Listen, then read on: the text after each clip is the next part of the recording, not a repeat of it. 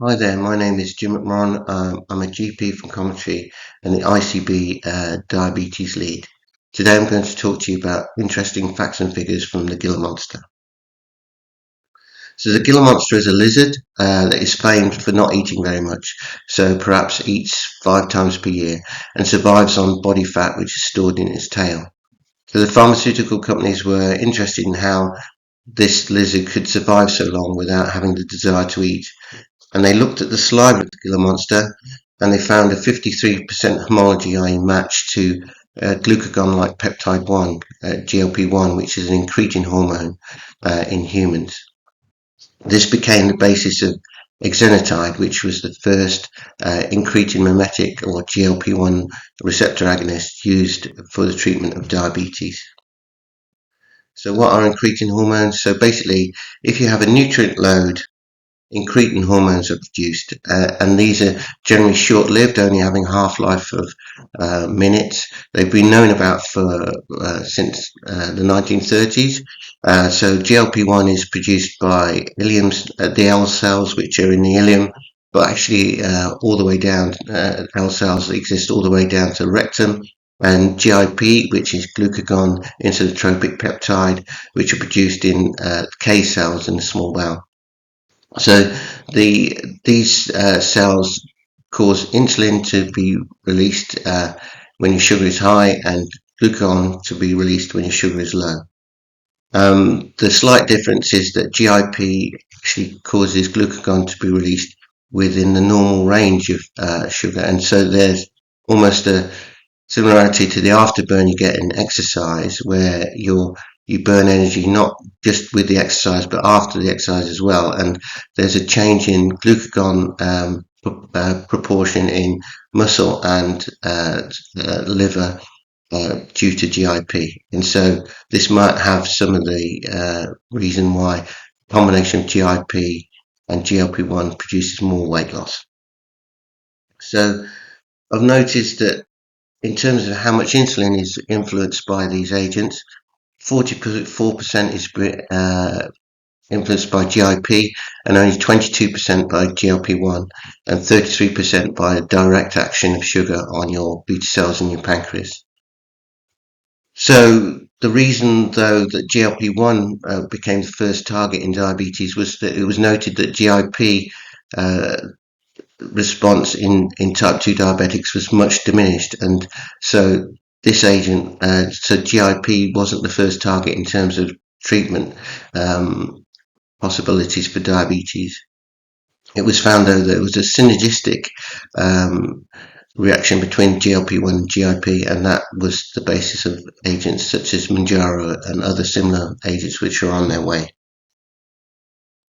So in terms of Mounjaro, because this is the weight loss injection which is going to be used in primary care, the incretin hormones GLP-1 and GIP have combined effect on the brain to suppress desire for food, stomach in terms of delaying gastric emptying, so making you feel full up, as say in the pancreas in terms of encouraging appropriate insulin or glucagon response, and GIP has an effect in body fat in terms of modulation of fat utilization. So in terms of how they work, they improve sugar control, reduce weight, and modulate the use of fat. So very briefly, the trial. So step 1 was the first trial. So this was semaglutide in a 68-week trial. Basically showed that after 68 weeks, the average weight loss was approximately 15% in the group who had semaglutide, in this case semaglutide 2.4 milligrams, which is Wygovy. Similar trial for SURMOUNT-1 for tirzepatide Mounjaro was a 72-week trial, and here the average weight loss was 21% over that period.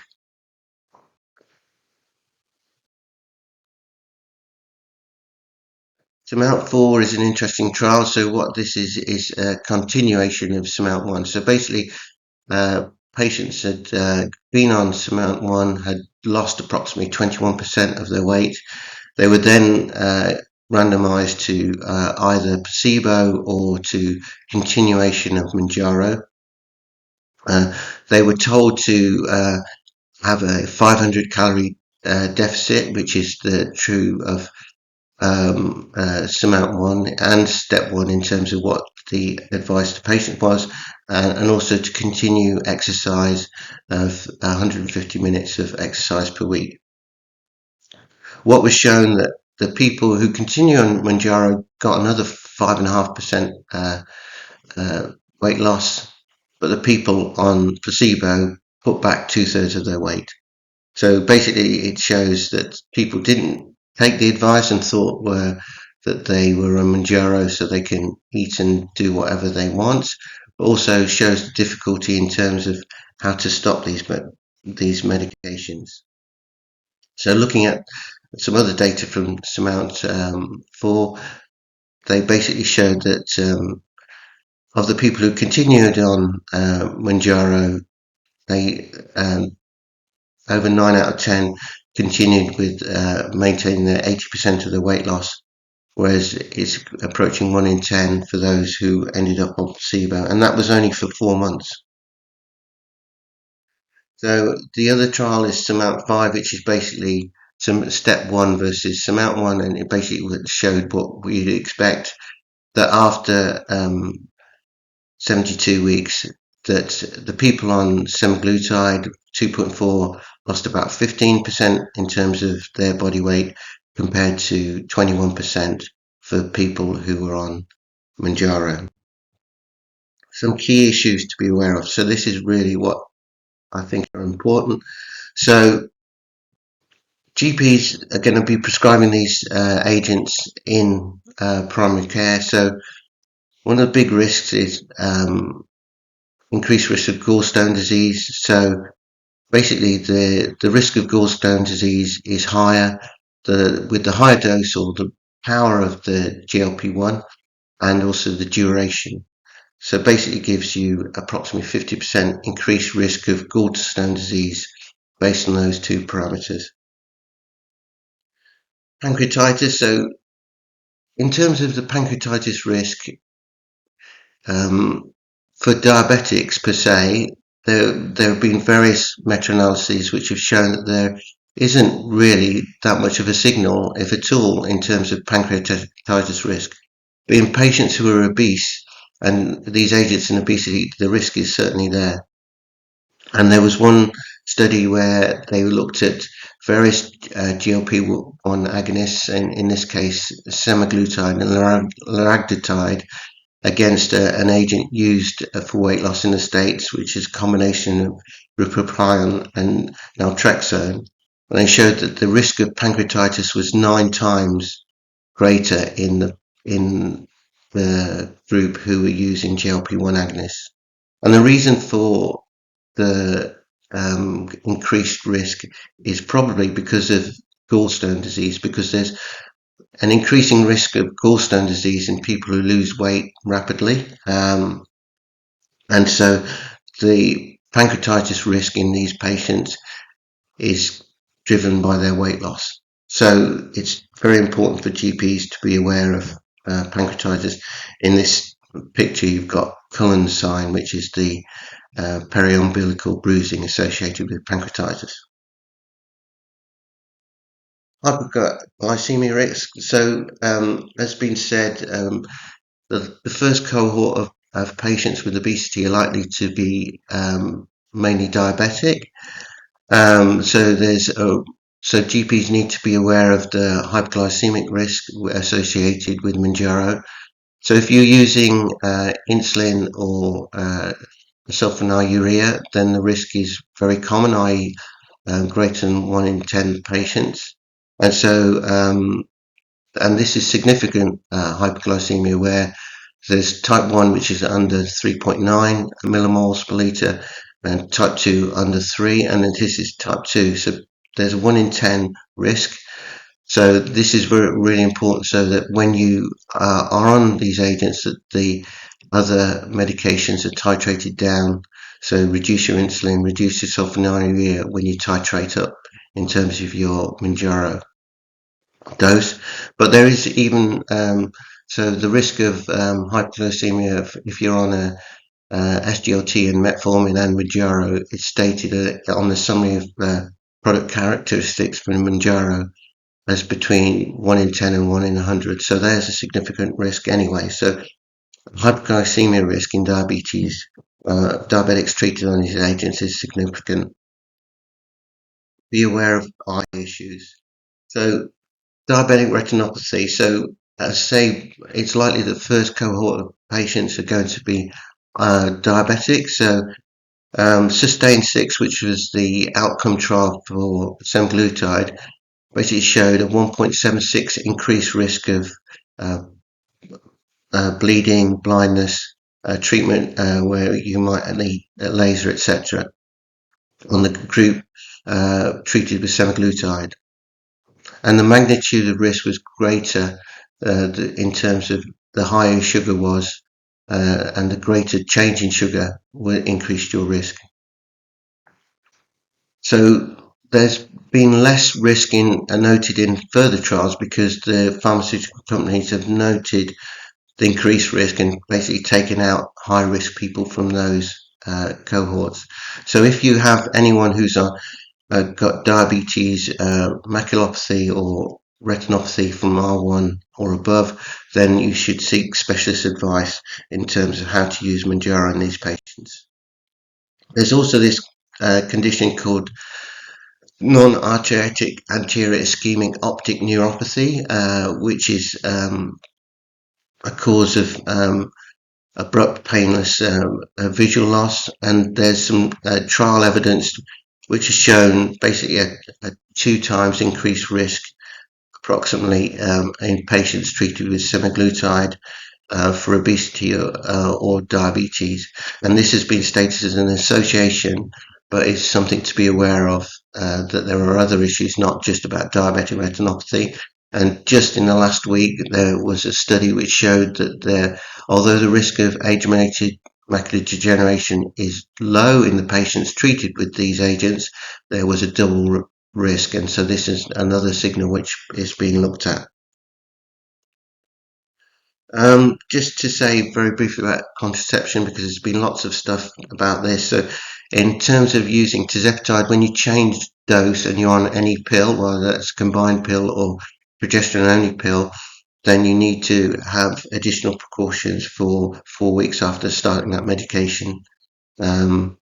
Alternatively, you might wish to advise using another method, non-oral method of contraception while using Mounjaro. In terms of somebody on one of these agents wishing to become pregnant, then for Mounjaro it said that you should have a washout period for a month, or for semaglutide a washout period for 2 months. In terms of HRT, basically if you're on topical estrogen, there's no concern. It's the progesterone, and the advice is really that you should be using a levonorgestrel coil. There is some advice about similar sort of advice about increasing dose of progesterone at initiation of the Mounjaro and at each dose increment, but the most pragmatic way would be to use a levonorgestrel coil plus topical HRT, topical estrogen. What about somebody who's had bariatric surgery? So the 2 most common surgeries are, well, probably the most common is a sleeve gastrectomy, but also a Roux-en-Y gastric bypass. The other a band is very rarely used, and the pancreatic diversion with duodenal switch is basically giving you malabsorption and is a very complicated bit of surgery. So the concern here is that that these surgeries cause changes to your hormones, and so it's in terms of diabetes. Somebody who's had, for example, a sleeve, their sugar will improve in the first few days after having a sleeve, and so it's not weight loss which causes improvement. And so what has been shown is that various, if you're on sleeve or a Roux-en-Y, basically you increase your own production of GLP-1 in consequence to an increased nutrient load, because your stomach for example, in a sleeve has been reduced by 80%, in a Roux-en-Y has been reduced by 95%. So the nutrient flow is increased, and so your body reacts by increasing the uh, L and K cells, and so there's increased GLP-1 and GIP response. And so if you're thinking about using one of these agents in somebody who's had bariatric surgery, then you need to refer them or get some specialist advice. Muscle loss. So this is a sort of hot topic. What's been shown is that you get lean body mass loss as well as fat loss with these injections. So if you looked at step one, semaglutide, in obesity, the first one, then you had a 37% lean body mass loss. And in Surmount one, you had about 26% lean body mass loss. How much of lean body mass is muscle, because some of it's water, some of it's fibrous tissue. Probably about 35%. So if you looked at step one, that means that if you had 37%, sorry, lean body mass, that's approximately 11% muscle loss. Muscle loss is important because 3/4 of your sugar is used by muscle, and so if you lose your relative amount of muscle, you lose your relative amount of ability to burn up energy, and then you have a more difficult uh, job of keeping on control of your sort of energy burning. So what can you do to affect this? So you can do resistance training, helps to conserve muscle, and that's important. You can increase your protein intake. That helps to conserve muscle. There's evidence that vitamin D also helps to conserve muscle, and fish oil helps to conserve muscle. How do you remember this? Well, probably it would be useful if our patients on Mounjaro were sent on a fitness holiday in the sunshine by the seaside, so that they could do their weight training, have their protein shakes, have plenty of fish, and be exposed to vitamin D.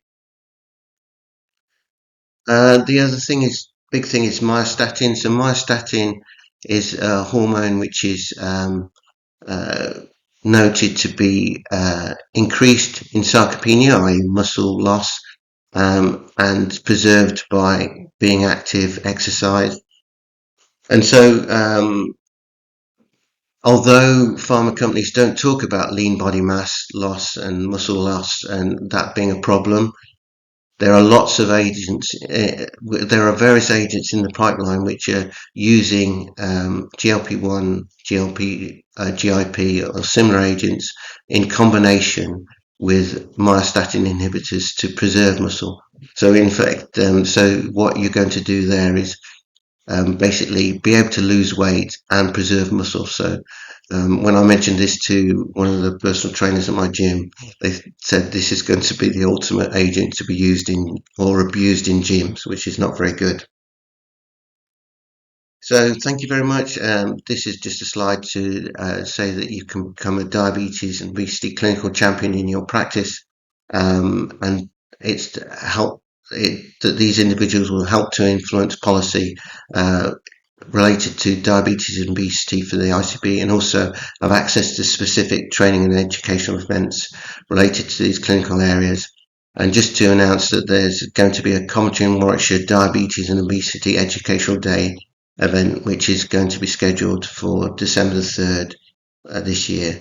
And there's a contact email for Alison Flynn about this. Thank you.